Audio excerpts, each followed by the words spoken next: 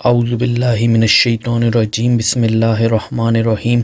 السلام علیکم معزز ناظرین، آج کی ویڈیو میں ہم سورہ مریم کا وظیفہ شادی کے اوپر بات کریں گے، کیونکہ بہت سے لوگ سورہ مریم کو صرف اولاد کے مقصد کے حصول کے لیے پڑھتے ہیں، مگر سورہ مریم کی اہمیت بہت زیادہ ہے۔ اس سورہ کو بہت سارے مقاصد کے لیے پڑھا جا سکتا ہے۔ سورہ مریم اتنی پرتاثیر ہے کہ اس کو سچے دل سے جس مقصد کے لیے بھی پڑھا جائے وہ مقصد ضرور حاصل ہوتا ہے۔ شادی کا مسئلہ آج کل ایک عجیب شکل اختیار کر گیا ہے۔ بہت سارے لوگ پریشان ہیں کیونکہ ان کی بچیاں گھروں میں بیٹھی ہیں اور اچھے رشتے کے انتظار میں بوڑھی ہو رہی ہیں، لیکن انشاءاللہ اس وظیفہ کی برکت سے آپ کا یہ مسئلہ حل ہو جائے گا۔ اس وظیفہ کو کرنے سے نہ صرف شادی ہو جائے گی بلکہ رشتہ بھی بہتر جگہ پر ضرور ہو جائے گا۔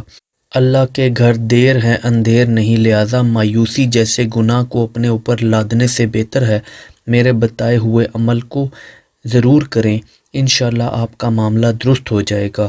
کرنا آپ نے یہ ہے کہ سورہ مریم کی تلاوت 3 دن تک 3 بار روزانہ کسی بھی نماز کے بعد کرنی ہے۔ پاک صاف ہو کے وضو کریں اور وضو کر کے جو بھی نماز کا وقت ہو اس نماز کو مکمل ادا کریں۔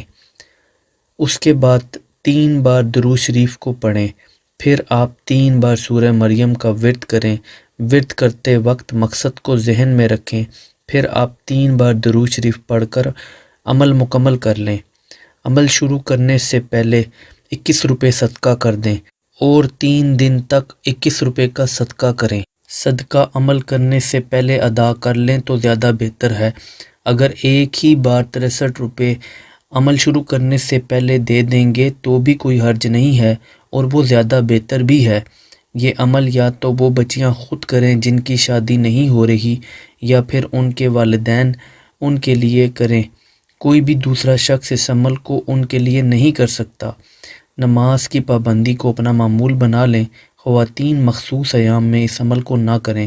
اس عمل کو مرد و خواتین دونوں کر سکتے ہیں۔ اس عمل کو کرنے کی اجازت عام ہے۔ عمل کرتے وقت بات کرنے سے گریز کریں۔ ویڈیو کو لائک کر دیں، چینل کو سبسکرائب کر دیں۔ اپنا بہت خیال رکھیے گا۔ Thanks for watching. اللہ حافظ۔